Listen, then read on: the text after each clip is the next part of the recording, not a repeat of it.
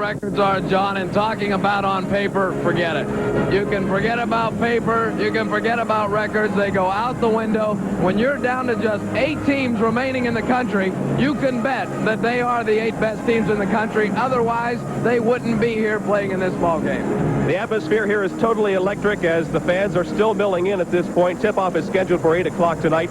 Working with us tonight on our simulcast from WETG Channel 66, the Gannon University television station, is Mr. Jim Gandolfo. Jim, welcome to the broadcast tonight. Thank you very much, John. It's a pleasure to be here. You've been following the Knights all year. You're the public address announcer here at the Hammermill Center, and tonight we expect big things from Tom Chapman's team. That's correct. Everybody here does, and I think as a coach, when you're getting geared to the playoffs, you want your team to peak at the right time, and that's the playoffs. And I think Coach Chapman has done that. Gannon played a whale of a ball game against Millersville, played them for 40 minutes, came out victorious.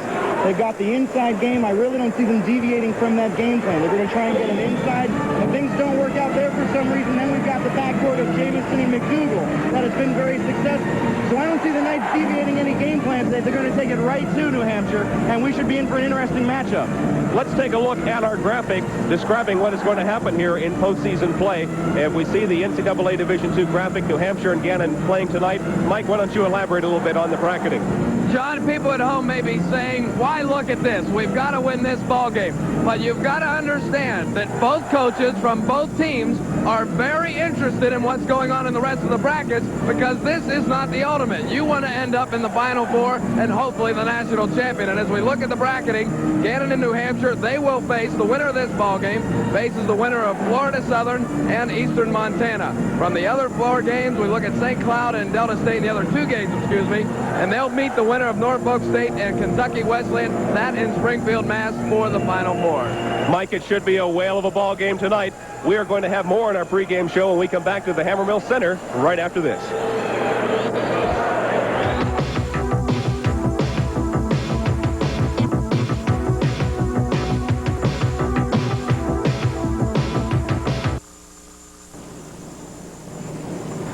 Without a doubt, this is the largest production ever done by the Jet Broadcasting Company in all of its history. And with me here on my right is John Kansas, the Executive Vice President of the Jet Broadcasting Company, a man instrumental in tonight's broadcast, along with Myron Jones, the President of Jet. John, what is your thoughts concerning this effort, the total effort, putting this game on the air? We at Jet are very excited, John, to say the least. I think this has been a highlight for us this year and one of our sports highlights. We're just very, very pleased to be part of it. What about the technical facilities? What type of manpower and equipment does it take to do a game like this? This is probably the largest sporting event we've ever tried. We have over a dozen people with the staffs of Channel 66 ourselves. We have slow-mo, we have freeze frame. We pulled out all the stops to do the best we can for this game. Final question, if Gannon wins tonight, are there any plans in the works for possibly doing the games in Springfield next week? I don't want to put you on the spot at all. We have completed negotiations, I'm happy to say, with ESPN to carry the games live Friday and hopefully next Saturday. We do have the rights to negotiate with the NCAA, but we have completed all the necessary technical arrangements with ESPN. Hopefully next Saturday we'll have a chance to bring the championship game back to Erie live. Let's hope so. Thank you, John. Also with us tonight is Tom McSweeney, who is from Gannon University, WETG Channel 66. Tom, your involvement also has been tremendous this week in putting this on the air, and we appreciate your help very much. Well, let me tell you, this kind of cooperation between WETG and WJET is a tribute to the kind of collaboration that makes Erie such a great place to be. You can hear the crowd. They're happy here. We also know that at home that there are a lot of alumni and supporters of Gannon University, and we are so pleased to bring them this game, something that they should be proud of. Well, thank you very much. We also have with us tonight Jim Gandolfo from WETG. We'll go to him right now for some other interviews. Jim. Thank you very much, John. I'm here with 2 distinguished guests as the Gannon Knights are beginning to take the floor, and you can hear the Hammermill Center bursting with excitement. To my immediate left right here is Jerry Niles. He's the NCAA Director of Men's Championships.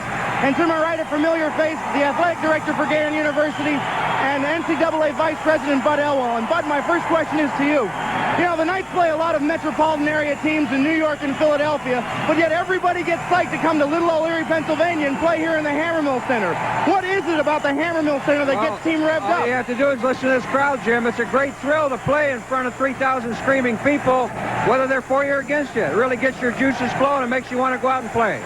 I'd suit up myself if I could. We've been very fortunate to have the regionals hosted here and now to have the playoffs hosted here. What goes into determining the selection of a site for the NCAA postseason play? Revenue potential. Obviously, you have to be in it to host it, and proximity of the teams and the other facilities like the hotel, restaurant facilities, and so on. But we look a good deal at your experience in hosting, and people who have done good jobs in the past generally have the opportunity to do so again. This is an exciting moment for Gannon basketball and for the city of Erie, is it not? Jim, I've been here 26 years. I've never seen it like this. These people are on fire. I want to thank you for all your help. The people of Erie, I'm sure, would like to thank you, and let's go get them tonight. I can't wait for this game to start. Well, neither can I. Jerry, this is your first trip to Erie, is it not? Yes, it is, Jim. What so far is your evaluation of the Gannon organization, and then secondly, this great facility, the Hammermill Center? Well, of course, the enthusiasm is unbelievable. We haven't even started the ball game. I know Bud always does a great job, and I'm very impressed with the facility. It's a great facility to play basketball in. As Bud says, I know New Hampshire is very anxious to play this ball game just because of the enthusiasm and excitement here.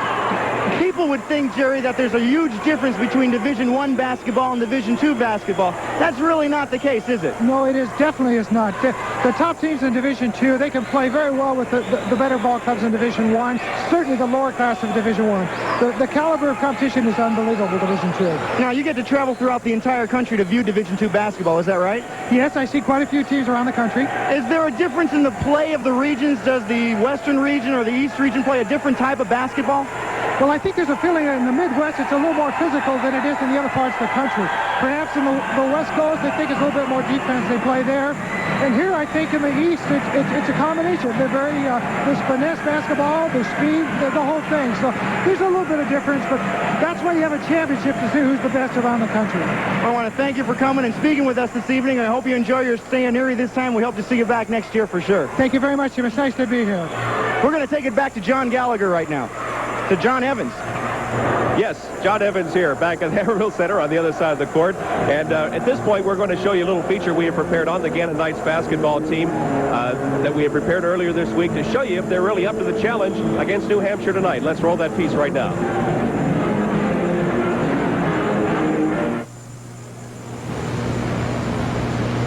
Hammermill Center. I'm John Evans, and we appreciate you being with us tonight on our live broadcast. At this point, we're going to show you, as we mentioned a moment ago, that feature on the Gannon Knights and find out from Coach Tom Chapman and the players if they're up to the challenge tonight.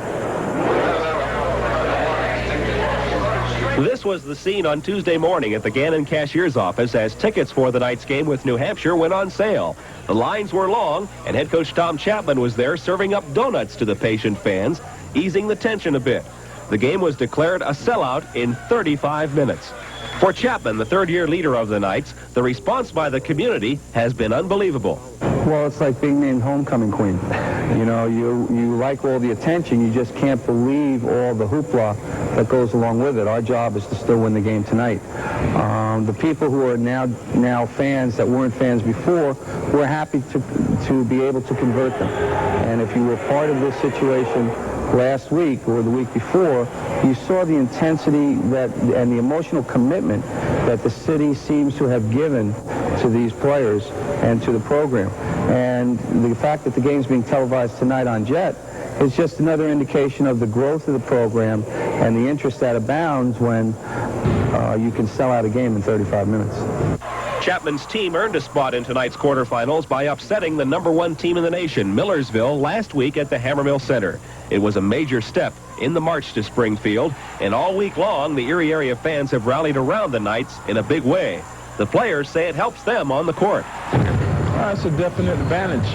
Like after the regional, I talked to the guys from CW Post Millersville. They were fascinated and amazed by the crowd. They wish they had crowds like that, so it's a definite advantage in Division II. During the regular season, we talked hoping to be here. Now we're here, and we just want to keep on going.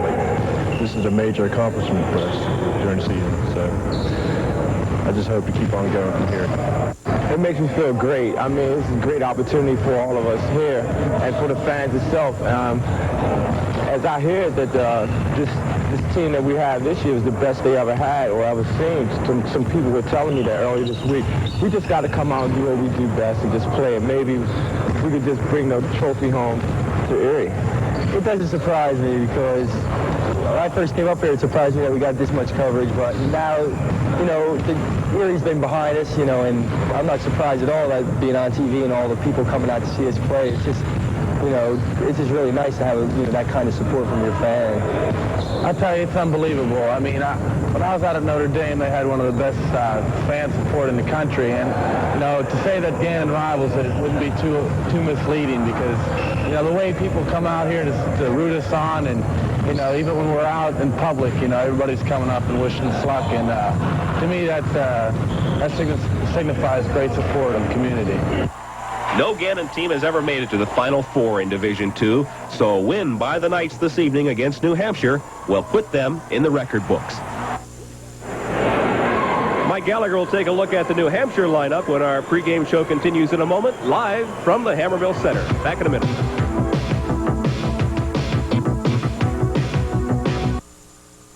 Getting into this ball game more and more as time goes on. We're just minutes away from the tip-off. But New Hampshire College is very happy to be here, as are the Knights. But when it got into tournament play, New Hampshire didn't have it all so easy.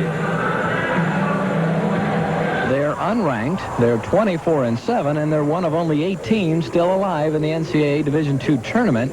They're New Hampshire College. In the opening game of the tournament, it looked as though their season was over. But with just seconds left on the clock, sophomore guard Carlos Baez heaved a 40-foot prayer that hit nothing but nylon, giving New Hampshire the 71-70 win over New Haven. In the regional championship game, Cleveland Woods paced New Hampshire with 19 points as they beat Sacred Heart 73-67. Woods, a senior from Brooklyn, New York, stands 6 feet 5 and 210 pounds. He's their leading scorer with 2,215 career points. His 2,000th career point came in this game on February 7th against Southern Connecticut. Woods not only leads in point totals, but in rebounds as well. In his 4-year stay in New Hampshire, he's pulled down 1,163 bounds. One disadvantage for both clubs is that they know so little about each other's style of game. They have a very big team. They go 6'8", 6'7", 6'6" inside, and they're very well coached, and they have tremendous experience. As a matter of fact, they have 3 kids starting over the age of 26. So, you know, I don't know if we're going to be playing the Celtics or Gannon. With Woods the key on the inside, you need someone to run the offense, and they have their man in Eddie Ithier, a senior from the Bronx. He knows his role and feels they can match talent with the Knights. I think it's a very important game. Right now, okay, we won over the weekend. That's great. Now we have another game to look forward to. Gannon, always tough, always ranked in the top 20. They're a very good team, and if they wouldn't be there if they, wasn't a good team. So we're just going to go in there and play and hopefully come out on top. The Penmen have 4 seniors that play the majority of the game, but head coach Dan Spiro doesn't hesitate to go to the bench. Freshman Kirk Jackson has earned himself a regular position in the New Hampshire lineup. One reason is because he plays with a great deal of intensity and makes things happen. In the regional championship game, he made a key shot in the second half and followed it with a steal and another bucket, giving the Penmen a quick 5 points. While the young players contribute quite a bit, the foundation of their club is the 4 seniors. We're at an advantage, I think, because they know less about us than we do of them. We've won 3 in a row before, and we'll try to win 3 in a row from here on in. I heard they're pretty crazy up there, but we just feel like they're rooting for us, too. I mean, we're there. There's only 2 teams, so if you can translate in your mind, it's our home crowd. Use that to get us fired up and prove to their fans that we can beat them.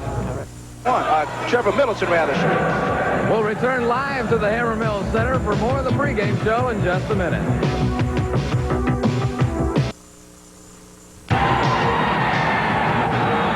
The fans are on their feet here at the Hammermill Center. Unbelievable atmosphere. We can hardly wait for this ball game to start. That's right, John, and I tell you what, the fans, the whole city of Erie is behind this team right now, and one way it showed through was the making of a song. And the song was written by Patty Chapman, Lynn Ruby, Michelle Carnival, and Ray DeLuzio. It's called Let's Go Gannon. Well, let's take a look at it.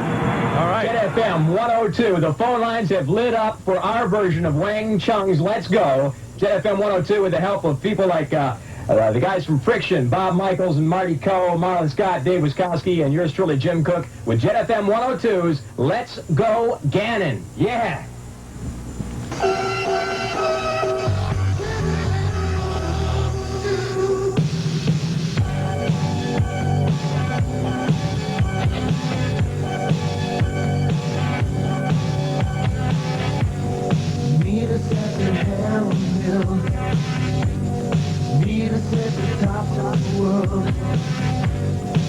Meet us and we'll talk the language of hoops. We'll meet you anywhere you want. We'll meet you on the way to the top. Meet us and we'll play to a level above. We should come to the audience to see what you say. We could blow our opponents right out of the place. Share a sweet victory. Let's go there today. Cause today, we go right away. Let's go. Let's go, yeah, let's go, yeah, come on. Let's go, yeah, let's go, yeah, come on. Take a cue from the south. We're saying, yeah, let's go. Better listen to us. We're saying, yeah, come on now. Let's go, cause we can't hold back no more. Different way. Holy magical team. Shang with the powerful block. He answers with the language of moves. Big Smith gives you slam dunks. McDougal shoots them out of space. Together they can reach for the Final Four. We wish you'd come to the audience to see what we face. We could blow our opponents right out of the place. Share a sweet victory. Let's go there today. Cause today, bring you down right away. Let's go. Let's go, yeah, let's go, yeah, come on. You're gonna win. Let's go, yeah, let's go, yeah, come on. You're gonna win. Kill from the sound. We're saying, yeah, let's go. Will you listen to us? We're saying, yeah, come on now. Let's go, cause we can't hold back no more. That's the way. Go down and down the floor and play to the rhythm, play to the rhythm. Oh, here's the sad string and play to the rhythm, play to the rhythm, play to the rhythm. Yeah, let's go get it, let's go get it, come on. You're gonna win. Let's go get it, let's go get it, come on. We're gonna win it from the south. We're saying, yeah, let's go. Will you listen to us? We're saying, yeah, come on now. Let's go, cause we can't hold back no more. That's the way. Let's go, Chase. Let's go, Nick. Come on. Let's go, Gavin. Let's go, Tommy. Come on. Let's go, Ruby. Let's go, Fran. Come on. Let's go, Rocco. Let's go, Gordon. Come on. Let's go get it. Let's go, Knights. Come on. Let's go get it. Let's go, Knights. Come on. Let's go get it. Let's go, Knights. Come on. Let's go get it. Let's go, Knights. Come on. Let's go, Gannon. That's certainly the story here tonight at the Hammermill Center as the Knights get ready to take on New Hampshire. We'd like to thank Jim Cook and all the folks at Jet FM 102 for supplying us with that video. We'll be back with the tip-off and the starting lineups in just a minute.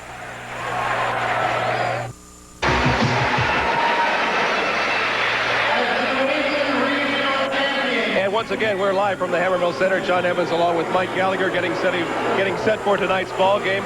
We've met with the coaches all this week. There's been a lot of media attention, of course, in the Erie area about this ball game tonight. The coaches' strategy. Mike, what do you know about Coach Tom Chapman's philosophy coming into this game? Well, I think we've got two different types of situations. Head coach Tom Chapman has had to deal with the media attention since we announced that we'd be carrying the game live with WETG Channel 66. So he's had a chance to get used to it, but really hasn't had a chance to work with his club.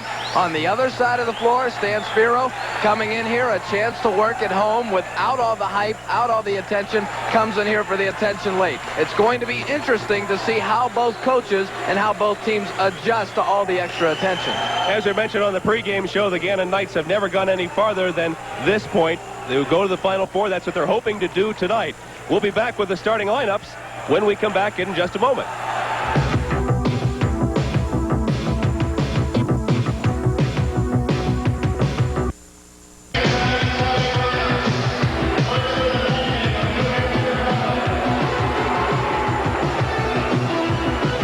At guard, a 5'10 senior from the Bronx, New York, number 12, Eddie Ithier. And for the Golden Knights, at guard, a 6'2 senior from Stanhope, New Jersey, number 22, Mike McDougall.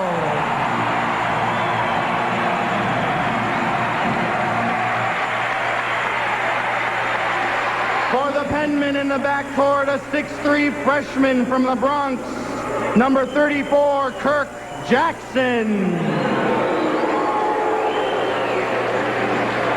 For the Golden Knights, a 6' junior from Columbus, Ohio, number 3, James Jamison.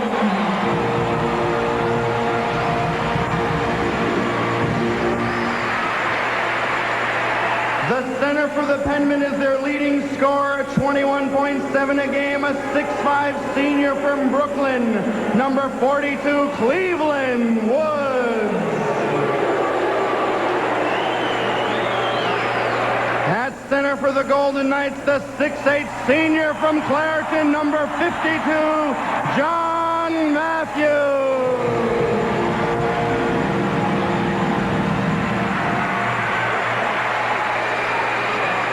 And now the forwards, a 6'4 freshman from Boston, Massachusetts, number 24, Trevor Middleton. For the Golden Knights, their leading scorer at 15.8 points a game, the 6'6 sophomore from Baltimore, Mitchell Smith.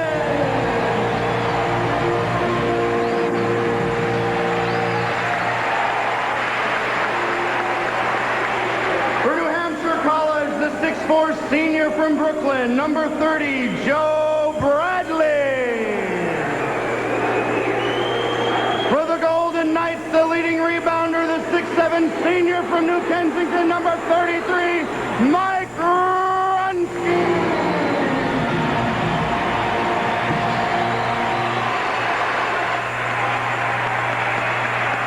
The head coach of New Hampshire in his second year, Stan Spiro, assisted by Jay Dufour and Bill Fody. The head coach of the Knights in his third season, Tom Chapman, assisted by John Ruby and Chuck Schramm.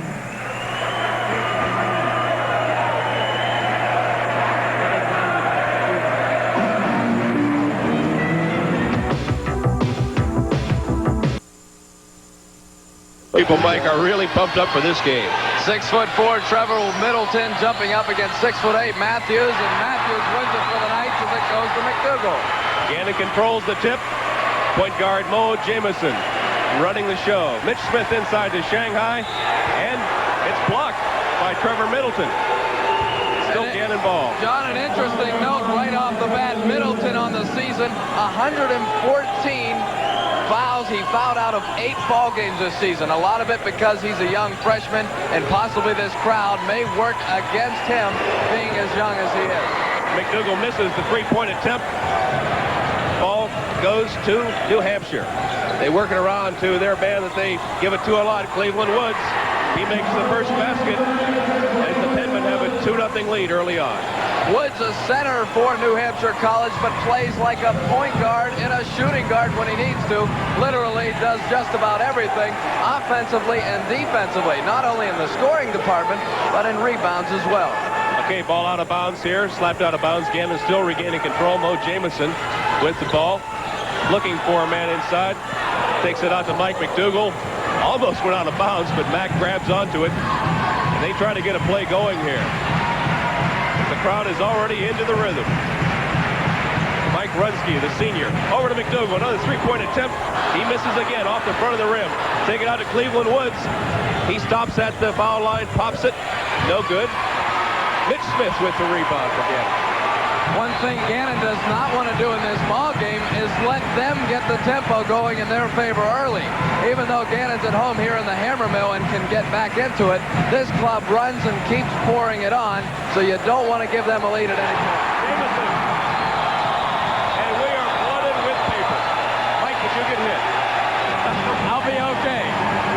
Minor concussion, nothing but a flesh wound.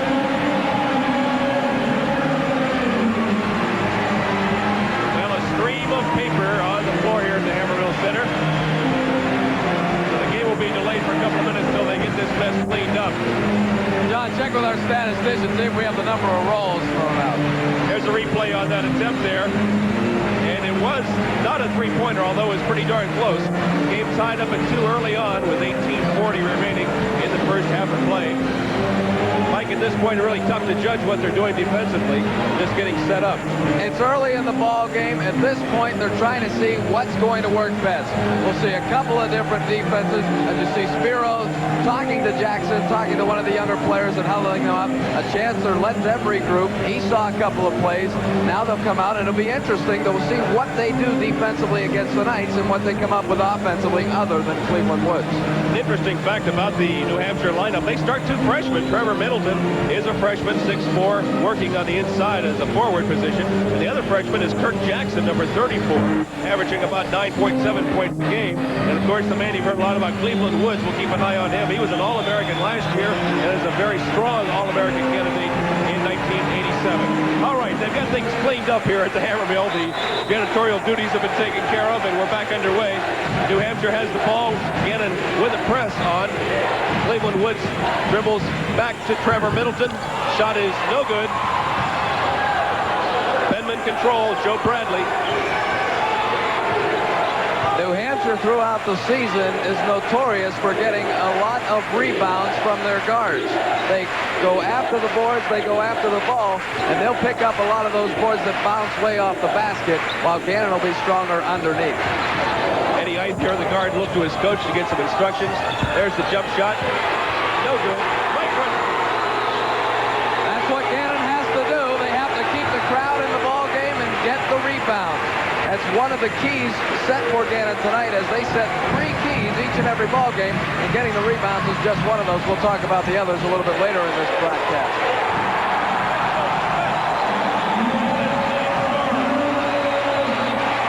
That was a 2-pointer, so the Knights have a 4-2 lead early on in this game.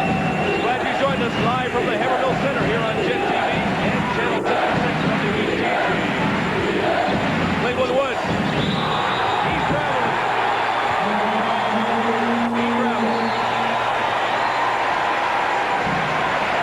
That's going to give the ball back to the Knights. And interesting, if you talk about Mitch Smith, Gannon expecting New Hampshire to come out in the box and 1 to keep him out of the game. Smith again inside to Shang, taken away by Middleton. The Penmen bringing the ball up. Kirk Jackson, number 34, inside to Cleveland Woods. He spins, moves, misses just about everything. Mitch Smith controlling. He's going to hold up because there's about 3 men down court. You see Mo Jamison now controlling the tempo, trying to get the good shot. If you talk about one man that's made a difference to this Gannon team, it's been Mo Jamison. Running the offense, coming up with key steals at several points throughout the year. Shanghai called for traveling. Our officials working the game tonight, Richard Schaeffner from Hamburg, New York, and Carmen Urzetta of East Rochester, New York. Men who have, I believe, worked games here at the Hammermill in the past. That works in Gannon's favor. They know the crowd. They'll more than likely make some calls in Gannon's favor, knowing what this crowd There's a foul inside, Mike. I believe it's called on Mitch Smith. That's first foul of the game, first team foul for Gannon.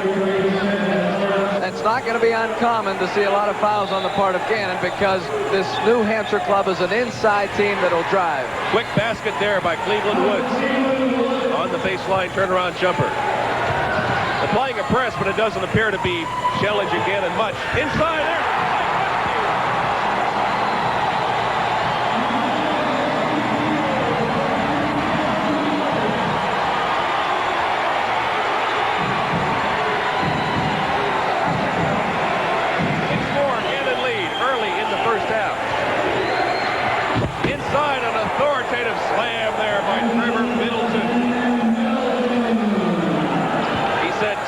Mike Runsky. We've seen it on both ends now. Mike McDougall bringing the ball up to Shanghai. Shang takes it in. The shot is good. Gannon with an 8-6 lead. Just what we expected. Both teams to go at it and push it up the floor and try to get quick points. You'll see nobody stall in this contest. Air ball by Woods. Bo Jameson stops at the foul line. Pumps it through.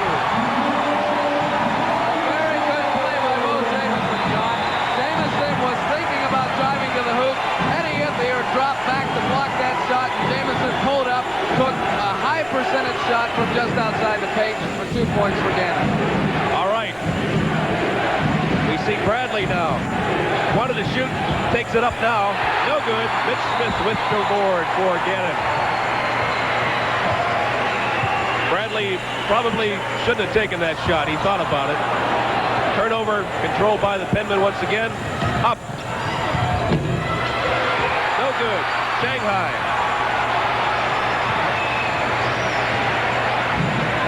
All right, McDougall from three-point land. No good. Rebound by Jackson. Jackson, the freshman, working the ball up against three Knight defenders, and it's good. He makes the basket. Lots of company.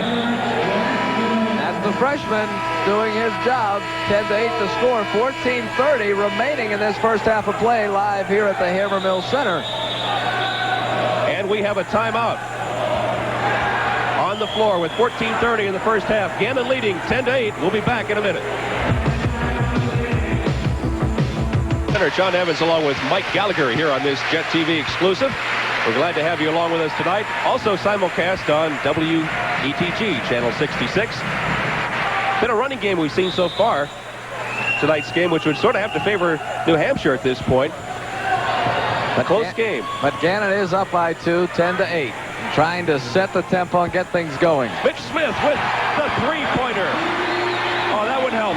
Gannon with a 5-point lead now. I'll tell you why that's going to help, John, is because they're going to think more about Mitch Smith. And they're going to try and shut him down, and that'll be just fine with Gannon because they've got plenty of players that can pick up the slack. May see a box and one on Smith later on. Here we go with the shot by Henthier.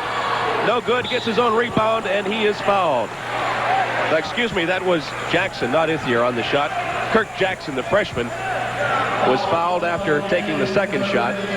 Interesting offense that the Penmen run. They run what they call a 3-2 with the two inside men, and Woods is one of them, and they run three guards.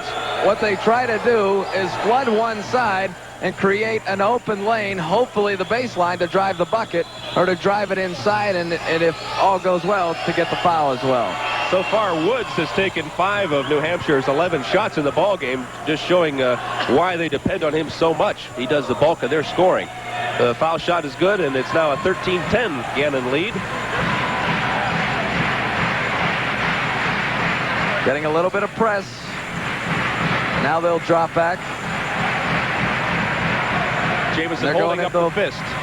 The fist play. Round to Runsky. Dishes it off to Mitch Smith. Smith, hey, I says, I'll take another one. No good this time. Runsky with the big rebound. Up and in. He is fouled. With 13:33 to go in the first, that puts Gannon up by 5, looking at possibly 6. So they may get 3 points out of this one yet. He was fouled by Trevor Middleton on the play.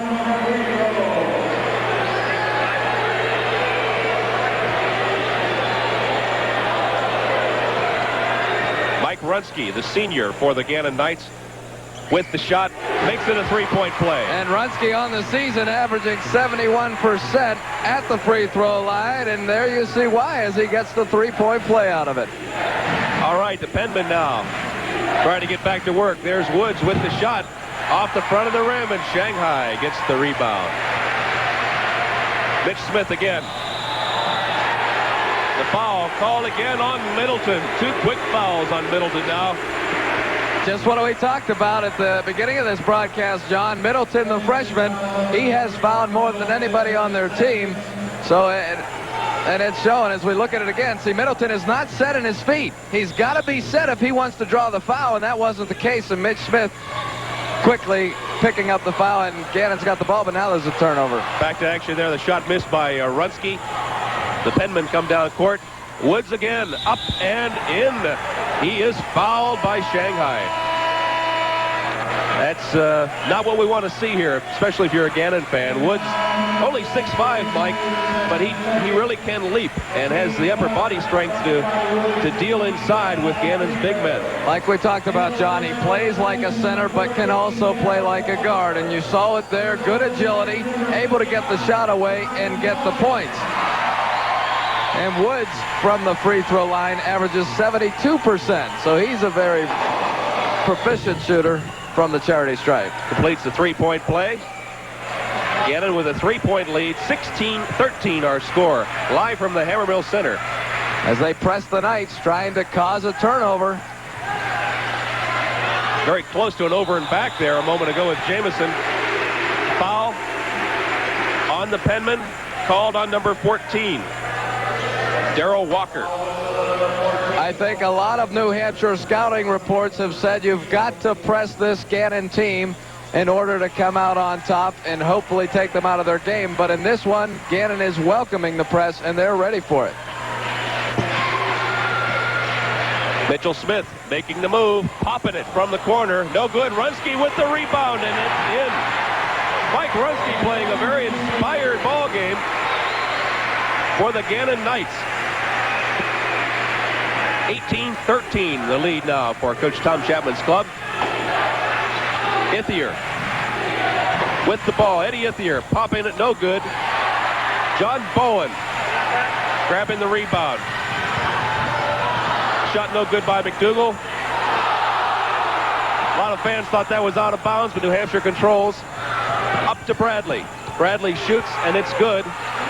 Joe Bradley, 6'4" senior, described as a blue-collar player by the coach of the Penman, Stan Spiro. He's one of the seniors that they count on to direct that club on the floor. With 2 freshmen out there, you've got to get some leadership, and they look for it from Bradley. There's Mitch Smith, and he makes the shot. Mitchell Smith with the hot hand early here. Gannon leading 20-15 now. The winner of this game advancing to the Final Four in Springfield. Air ball by Kirk Jackson. I believe it did nick the front of the rim. Nonetheless, the Gannon Knights control it.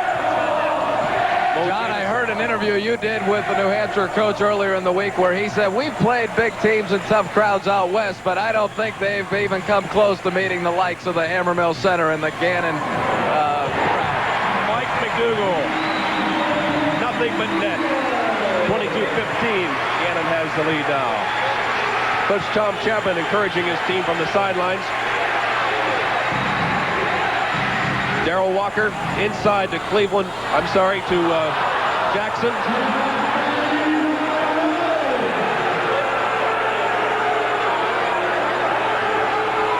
A little bit of luck on that one for the Penmen, but nevertheless, they've got a couple of points. 22-17 the score, 10:32 remaining first half. And there's Mitch Smith. Oh, a little short that time. Missed the rim. Mo Jamison up and in.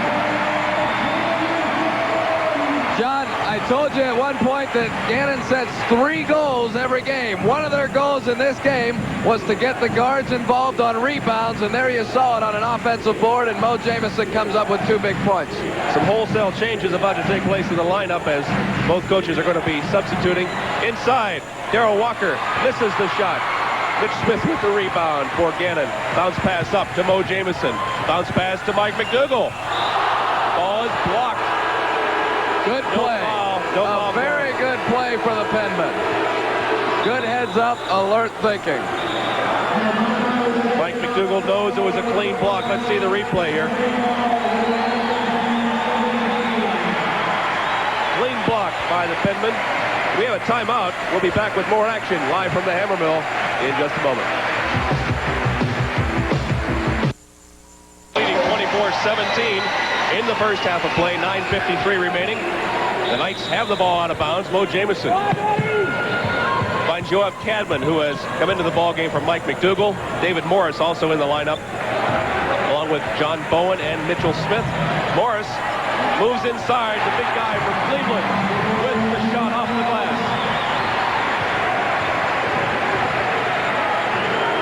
Back down now for New Hampshire.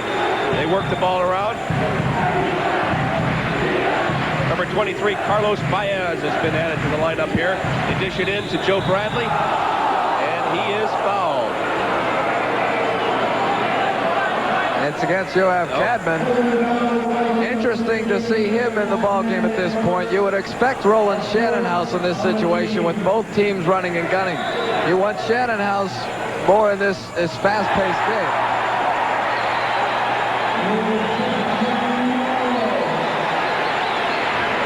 Blocked, and they'll get it out one more time. New Hampshire with the out-of-bounds play. They'll take Baez, controlling the ball this time. Tries to make the good pass into Bradley. Cadman and Morris, I believe, Mike, in the game because they're playing a zone defense. Cadman, of course, with the outside shooting threat. Well, they're matching up now. To Baez, and it is good. They beat the matchup on that one to get the points. A good play by the freshman, who incidentally was the one who gave them the victory in their first tournament contest. I believe that was against New Haven. The Gannon Knights now. 26-19. Gannon lead. Mo Jamison pops it from three-point land. And he connects. 10-point Gannon lead. 29-19 our score. Cleveland Woods. Shot no good. Rebound high by Mitchell Smith.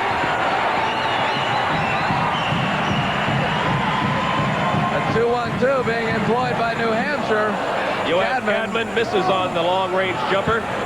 But if you've watched Cadman play, you'll note that sometimes it takes a shot or two to find his mark, and hopefully that's the case here.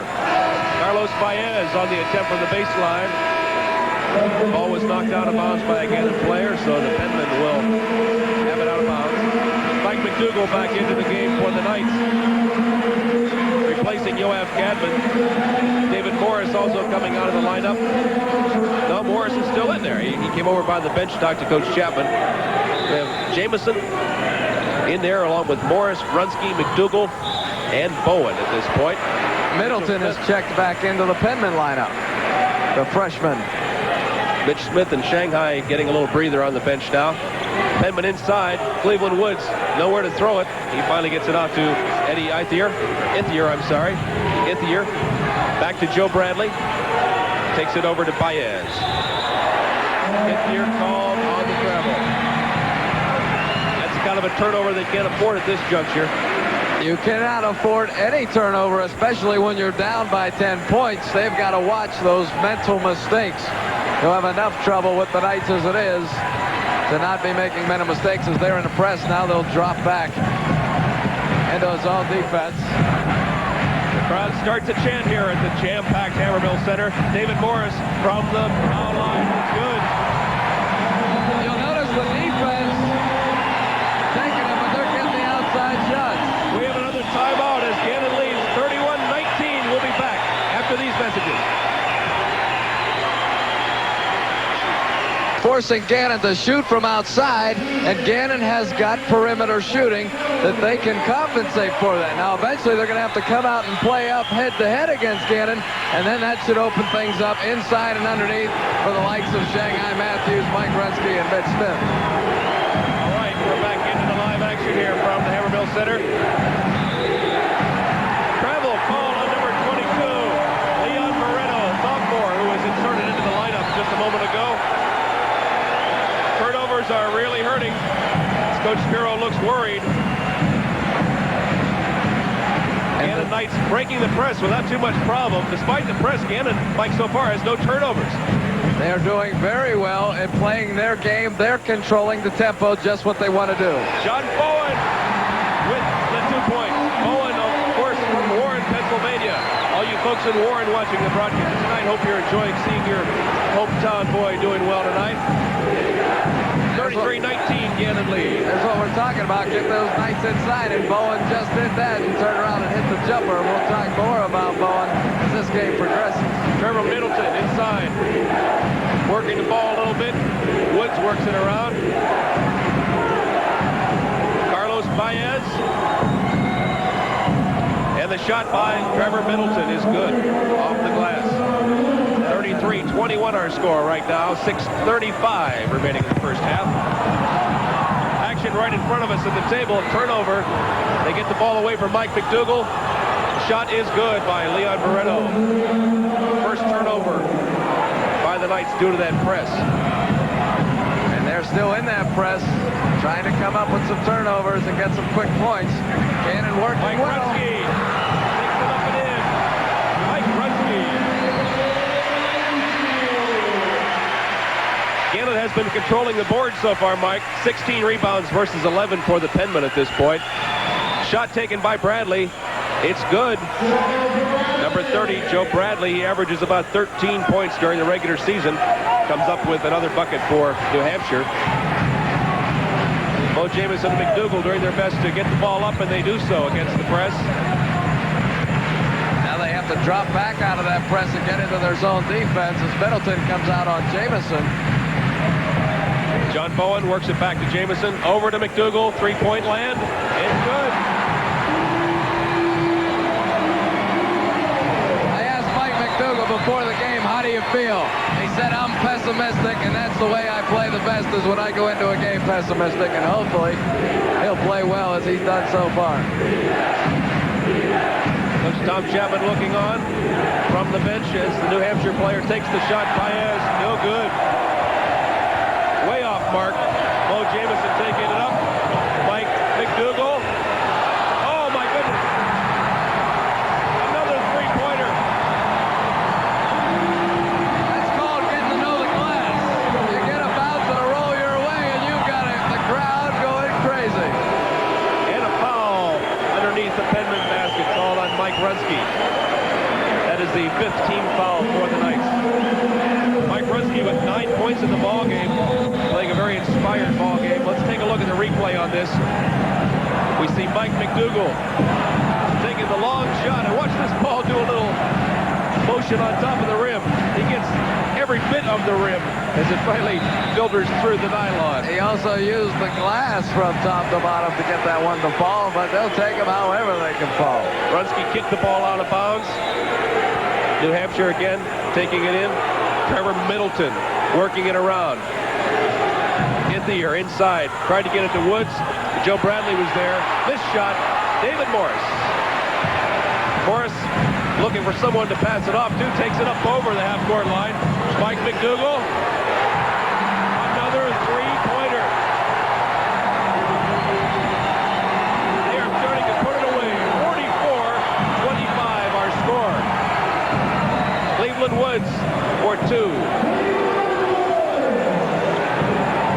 New Hampshire cannot get the inside buckets that they rely so heavily on. They're going to be forced to go out to the perimeter to shoot, and they are not that effective from outside. McDougall missed his first 4 shots of the ball game, but he's made his last 4, including 3 three-pointers in a row. McDougall is red hot after a little bit of a cold start. 4 minutes remaining now. First half action from the Hammermill Center. John Evans along with Mike Gallagher. And David Morris misses. Cleveland Woods bringing it up all by himself, coast to coast, up and in, the All-American. With an impressive effort right there, trying to get them back into it. Mitchell Smith is going to be checking back in the game, as is Kirk Jackson. They're waiting to get into the lineup. Mike McDougall taking another shot this time, coming up short. Rebound by Leon Barreto. Joe Bradley now.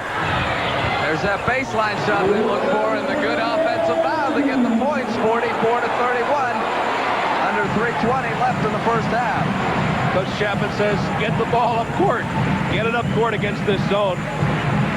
That's what they are doing now.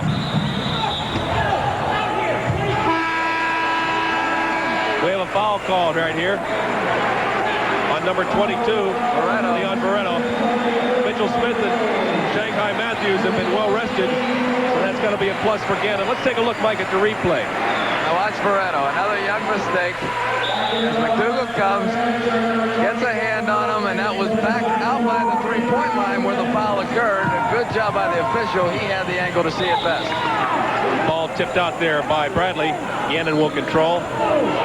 Cleveland Woods, the big guy for the Penmen, so far with 15 points in the ball game. He's been the story in their scoring department and half of their point production just about. Mike McDougal tries to get it into Bowen. Goes off his foot. It'll be New Hampshire ball.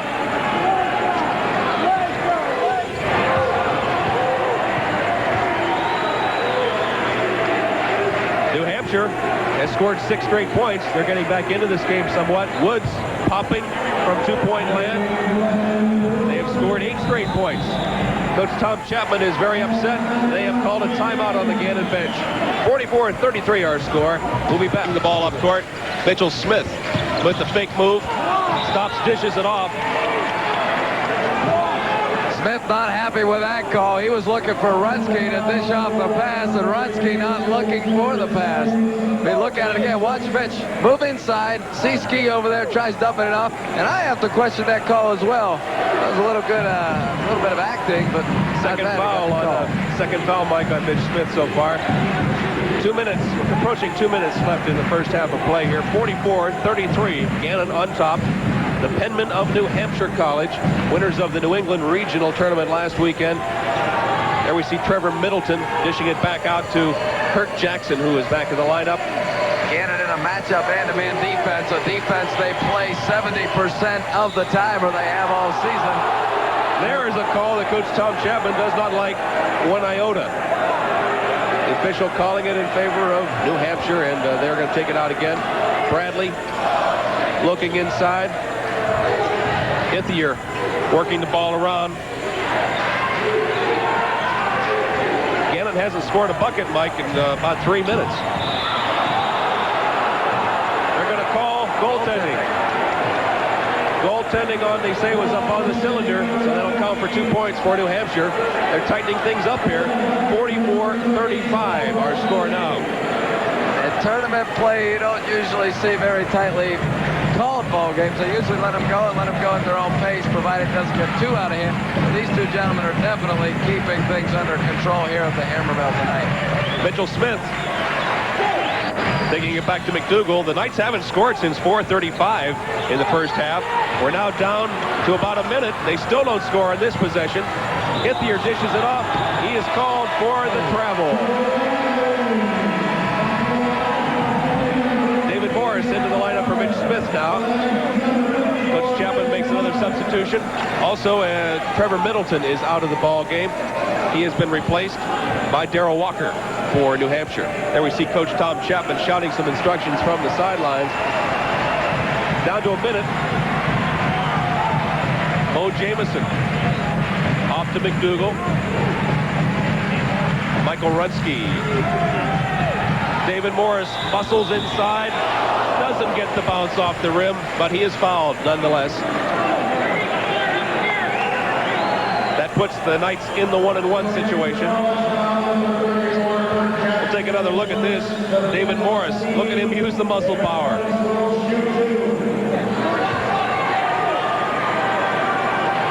David Morris to the foul line now for the Gannon Knights. Morris gets his first one. After that timeout, we've seen New Hampshire come out in a man-to-man defense, Mike. Morris, the zone not being too effective for them. excuse me, John, Morris shoots just under 70% from the free throw line as he misses the second of two. It's 45-35, just under 45 seconds to go. Gannon up by 10. New Hampshire could very well work for the last shot right here. And that could be a key for them. They want to get some kind of momentum going into their favor, going into the locker room at halftime. But be reminded, don't go away at halftime. Plenty of good action coming up. And we'll talk to Judy Sauer, the women's head working down now to 15 seconds. They're going to have to start working it in. Shot clock only shows 10. Ithier takes it up and makes the basket. Good job by the senior. Mike McDougall tosses it up. Doesn't make it. So there we see a very exciting first half at the jam-packed Hammermill Center. We're seeing quite a ball game tonight as the winner of this one goes to the Final Four in Springfield. Halftime score, 45 for Gannon. The Penman of New Hampshire, 37. And we'll be back with some halftime festivities for you when we come back.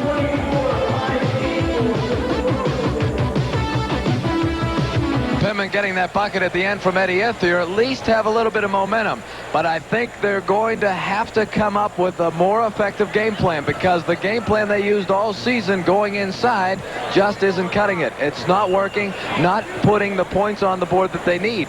Meanwhile, Gannon has adjusted very well. When they've shut down the inside, they go to the perimeter shots, and they've been getting some of the key buckets from some of the key players, including David Morris and some of those guys. So they're really doing what they need to do. Meanwhile, New Hampshire has to come up with something better than what they're going with now. And what about this crowd here tonight? I've been covering Gannon basketball at Jet TV for about almost 8 years now, and I've never seen anything like this. They have people jammed in here with a shoehorn tonight. All the seats are full. All the standing room is full. We've got people jamming the sides here watching the action. The atmosphere is just electric and unbelievable. Not just here at the Hammermill, but the entire community behind it. You know, people calling us, telling us they're getting together to watch the game together and really make a night of it. And Patty Chapman, head coach Tom Chapman's wife, made an interesting point to me before the game. She said, Mike, I was on my way out the door and the phone rang. I ran back in to answer it, and it was Juan Rodriguez, the point guard from last season, just calling, telling to wish everybody good luck. So their Gannon fans are coming from everywhere. Well, as you can see, the sellout crowd here at the Hammermill Center is just unbelievable, and their fans are really the best you're going to find anywhere. Our Janice Edwards has prepared a little piece to find out what it takes to make Gannon fever so contagious. There are many reasons why people attend Gannon basketball games. Maybe they have a relative on the team. Or maybe it's because they attend college here. But there are those diehard Gannon fans who come to the game for just one reason, to see their favorite player.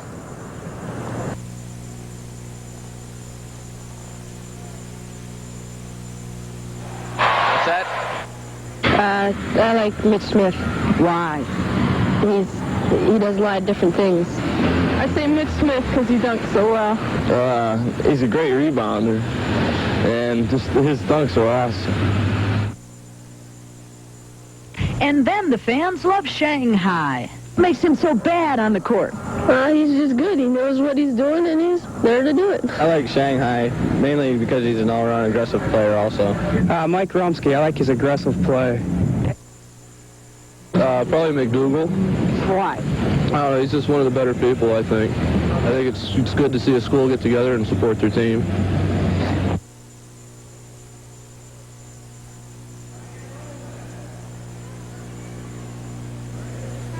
I like Mo Jameson because I think without him the offense doesn't run right, because he runs the offense very well for the team. And here's what the fans have to say about Coach Tom Chapman. I think he's all right. He does a good job. I like Tom Chapman, and I hope he does take them all the way. He's a very good coach, but personally I don't think he'll take them to the championship. He's doing a good job, and I hope he does get them to the championship. We're back here live at the Hammermill Center. And with us tonight, working with us, of course, on the simulcast from WETG, Channel 66, is Jim Gandolfo.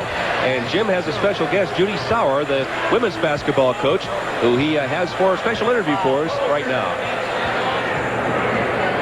Thank you very much, John. Jim Gandolfo, along with the coach of the Gannon University Lady Knights, Ms. Judy Sauer. Judy, first, congratulations on a tremendous season. 21-6, the best season in Gannon history. Reflecting on the season, what were some of the high points for the Lady Knights? Well, Jim, I think the highlights certainly were we ended up 21-6. We were ranked in the top 20 at different points this year, and also we ended up second in the region, next behind UPJ. I might add that UPJ is in the Final Four this up in Springfield. They just beat Delta State. So we took them to overtime here, and we're looking forward to a great year next year, knowing that.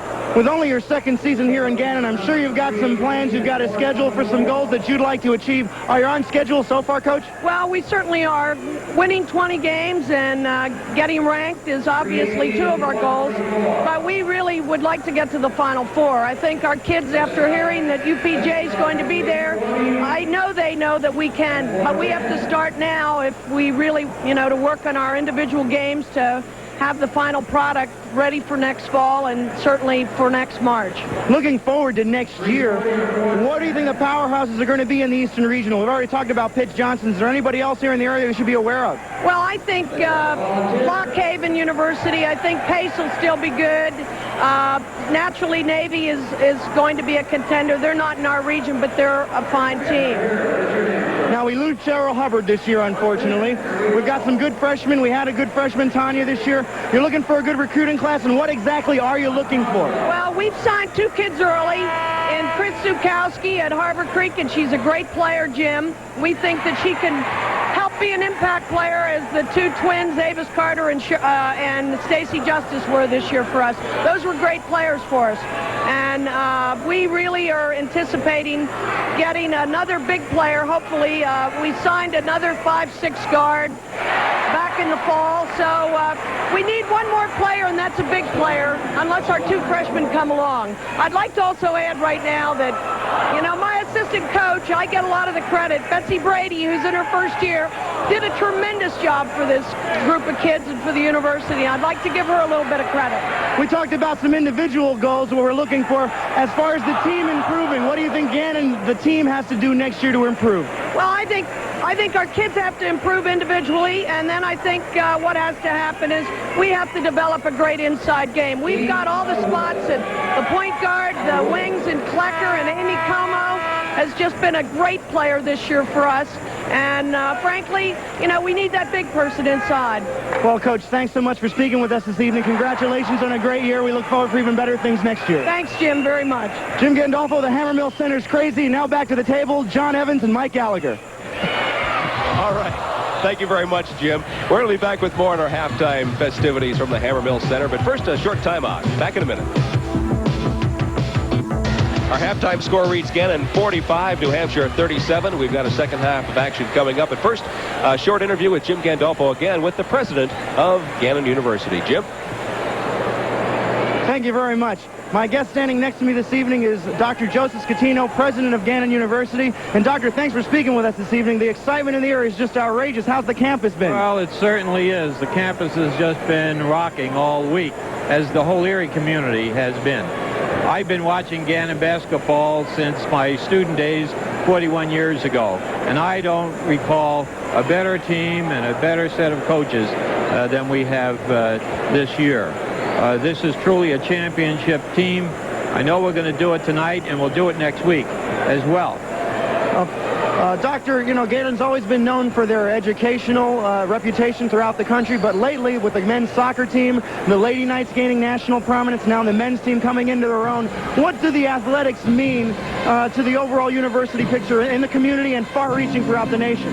The athletic programs at Gannon are consistent with our whole academic program. We believe in helping young people with talent in the classroom and on the basketball court develop that talent so that they can be better persons and they can raise the fabric of this university community. It's also an important evening for Gannon's television station, WETG. It certainly is. We're delighted with the cooperation between WJET and our Channel 66 University television station. I might say that the coach of the New Hampshire team is a native of Greece, and I was talking with him last night, and I told him about our marvelous Greek community in Erie. And I told him I would give him a box of Palakis candy, which I did tonight, but I also told him that's all he was going to get tonight.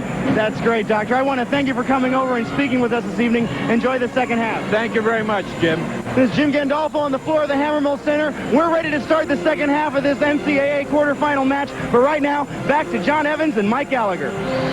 All right, thank you very much, Jim. And we also would like to acknowledge Channel 66 for their fine support this week. We've had all kinds of people working here from Jet TV and from Channel 66 helping to make this broadcast All possible, Mike. You know, the biggest problem with that, John, is that they're all Gannon fans. They're watching the game through a camera and thinking to themselves, let's go Knights, and wanting to cheer the whole time, but having to remain professional in the contest as the stats are coming to us. And we'll quickly take a look at some of the stats as we look at the team score again. 45-37 in favor of the Knights, and field goals made 17 for 36. 47% are New Hampshire, while Gannon is in at 58%, shooting 19 of 33. You can't beat that. And looking at the free throws, 100% for the visiting New Hampshire club at 100% 3 for 3, while Gannon 2 for 3 at 67%. And an interesting note off of that stat, John, is New Hampshire averages 28 free throws per game, while Gannon averages 21. They count on that for a lot of their victories, but they're not going to go to that charity stripe as much here at the Hammermill, or at least they shouldn't. We see Mike Runsky with 9 points in the first half. Mike Runsky, an interesting fact, the senior from New Kensington, Pennsylvania, has participated in more Gannon victories than any other Gannon player in all of history. He's been around for all 4 years. He's been a real asset to this ball club, and he's playing one of the finest games, both offensively and defensively, I've ever seen him play. 4 rebounds in the first half, 9 points so far on the scoring column. Mike McDougall, as we mentioned earlier in the broadcast, the cold hand at first, missing his first 4 shots, but came back to life, especially with some three-pointers. He leads with 11, and Cleveland Woods, the big guy for New Hampshire, with 17 points, leading all scorers at this point in the first half of play. Our halftime score, Gannon 45 and New Hampshire 37, and we're going to be coming right back here for the start of the second half as we continue live from the Hammermill on the march to Springfield. Stay with us. Plays from the first half, very beginning of the game. The ball being knocked away from Shanghai Matthews. He walked away hoping to get a foul, but not the case. But both teams coming back out on the floor. The New Hampshire club huddling up as Gannon does the same going into the huddle. Mike, I noticed here as Tom Chapman looked at the halftime statistics, he was visibly unhappy about what he saw. Primarily because in the last 4.5 minutes of the first half, Gannon was outscored 12-1 by New Hampshire. They went from an 18-point lead to a 9-point lead. And obviously they had a chance to really almost put it away in the first half, but New Hampshire is not ready to roll over and die. But one thing you notice looking at that stat, John, is that Gannon still never lost control of it. They did get a 12-point run, but Gannon never really lost control at any point in that first half. 5 of Gannon's 7 turnovers in the first half came in the last 4.5 minutes of the first half. So hopefully they can regroup here and get things going as we start the second half of play. John Evans along with Mike Gallagher, and we're glad you're with us for this exciting ball game. The winner going to the Final Four in Springfield, Massachusetts next week. Gannon is now in a matchup defense. Again, what they play 70% of the time and has proven very effective for them. Shot good by Joe Bradley. As the Knights bring it up court, Gannon took 12 three-pointers in the first half, while the visitors haven't attempted one yet. Fans want to foul there on Bradley, but they did not call it. There's Mitch Smith from three-point territory off the front of the rim, no good. And a foul called on the play. Gannon has to be very careful to not let momentum switch over in favor of New Hampshire. Of course, you're watching this action on WJET TV 24 and WETG TV 66, both in Erie, Pennsylvania. Mike McDougall flipping it into Shanghai. It's taken away by the penman, Cleveland Woods, dribbling up. Stops, dishes it off to Bradley. He is called for the travel. One too many fake out there.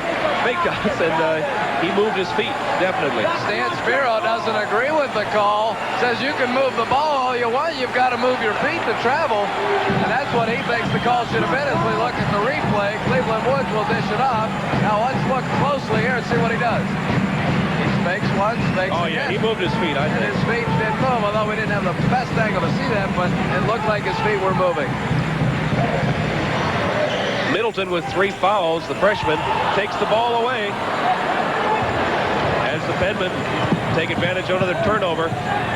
Ithier over to Middleton, back to Ithier. Gannon in a 2-3, or more like a 2-1-2. And then Shanghai with a clean block on Bradley. Dishing it back onto Cleveland Woods, and it's no good. The Penmen know they're going to have to score from outside. There's the rebound. We just saw briefly there the block by Shanghai Matthews. New Hampshire in a man-to-man. The defense that keyed their first half run, they're sticking with it. Hey, if it's working, why not stick with the man? Mo Jamison looking for a pass inside. Can't find anybody yet. There's Shanghai with the ball. Mike Runsky off the glass, no good. Shanghai with the rebound and the authoritative slam. That was with an exclamation point. The best part about that play is Shanghai Matthews bringing the Gannon crowd back into the game by exciting them with the slam. Quick foul called on Michael Runsky. First team foul for the Gannon Knights in the second half. Until Shanghai made that shot, Mike, it was 6.5 minutes until Gannon was able to score a single point. They were in a bit of a slump there, but hopefully now back on track. Woods inside. Middleton hit his leg. The official calls it Gannon ball. Very aggressive ball club are the Penmen. We hope you're enjoying this action as it comes to you live from the Hammermill Center in downtown Erie. The Knights working it around. Mitch Smith dishes it in. Bad pass as it's intercepted there by Trevor Middleton. Trying to go to Shanghai. Shanghai with the steal. Oh, my goodness. Shanghai Matthews playing like a point guard, and Mitch Smith showing he belongs in the Olympics for high jumping as he clears a couple of rows. Mitch Smith might have a career in track and field now. I'm telling you, we've noticed him hang high in the air for a few dunks, but... There's a replay of that one as Mitch Smith goes for it. He's up and over the people. In the ear for the Penmen there, making a jump shot to close the gap to 47-41. Knights in the lead, 6-point lead with 16:45 left in the second half. Mitchell Smith, fadeaway jumper. Boy, he really could take advantage of that shot. You do not give Mitch Smith a chance to shoot the ball from the baseline at that short range. Hit the ear to Woods. Woods missing. Bradley had his foot on the line. Stan Spiro very upset, visibly upset, yelling at the officials down here. Not happy with it whatsoever. When you're playing on the road, you've got to overcome that. It's something you've got to overcome as a team, and New Hampshire's going to have to do it. As Gannon leads 49-41. Shanghai, missed shot. Trevor Middleton with the rebound. Up to Ithier. Ithier stops, pops, misses. Mitchell Smith has the ball stripped away again by Middleton. Middleton back to Ithier. Fans want to travel, but it doesn't happen. Cleveland Woods listening to directions from Coach Stan Spiro here. Trying to set up the screen out of this man-to-man defense to open up a lane inside. Ithier blocked by Shanghai. Dishes it off to Mitchell Smith. Mitch can't find the handle. Nice pass by Smith. Let's see if they can get the ball inside here. This is what they've been trying to do all night. The running game, definitely not Gannon's forte. Mitchell Smith connecting for a three-pointer. That gives Gannon a 9-point lead, 52-41. 11-point lead, I'm sorry. 11-point advantage now. Bradley with the ball for New Hampshire. Back to Middleton. Middleton is fouled. It's called on Mike Runsky. 52-41 our score. Second half. 3 fouls on Mike Runsky at this point. He's the only Gannon player with 3 fouls on him so far. Cleveland Woods over to Ithier, the fine point guard for the Penmen. Bradley inside to Woods. Off the glass and good. A very well executed offensive play by the Penmen. That That's what they try to do consistently up the floor. Set it up, get the open lane, and overload the side. Mike McDougal makes the fake. Mitchell Smith controls it. Over to Mike Runsky. Fakes, pops it short. Bradley with the rebound out to Ithier. Ithier driving it up. He pops one off the front of the rim. No good. Off Wood's foot, off Bradley's foot, but they both managed to hang on here. Bradley off the glass, no good, but there is Middleton. He is playing way above the rim. Good offensive board to slam it home.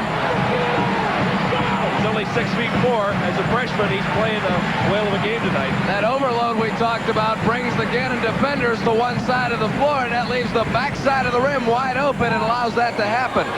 Mo Jamison, three-pointer is good. A big hoop, 55-45, Gannon in front. Let's see now if they can sustain the lead that they have. Cleveland Woods. Oh my goodness, what a play that was. They're not counting the basket. They say the foul occurred before the shot went up. Cleveland Woods tossing it in there. You see it go in. The coaches are incensed over here for the Penman. They will not count the basket. It's hard to tell, but the ref's the one whose decision counts. It's a two-shot foul.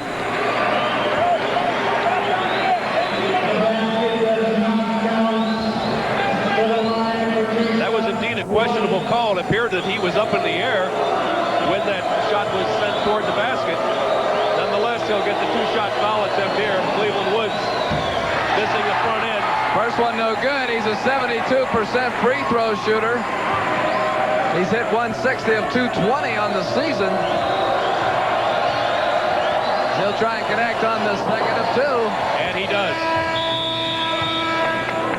55-46 our score, and there's a timeout on the floor. We'll be back with more action from the Hammermill Center after this timeout.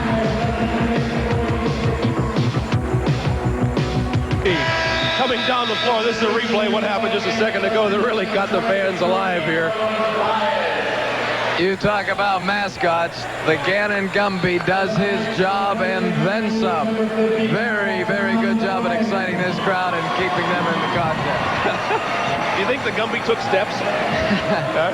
That's a bad line, right? I won't take credit for that one now. Okay. 55-46 our score. 13:28 remaining in the ball game tonight.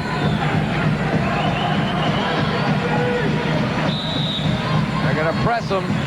Try and come up with a turnover. Mo Jamison gets it across the timeline. Mike McDougal. Back to Jamison to the bounce pass. Mo Jamison has been hot. He hasn't missed a field goal attempt tonight. He had 2 3-pointers already and 3 field goals. But he's not able to get a shot off here. Back to McDougal.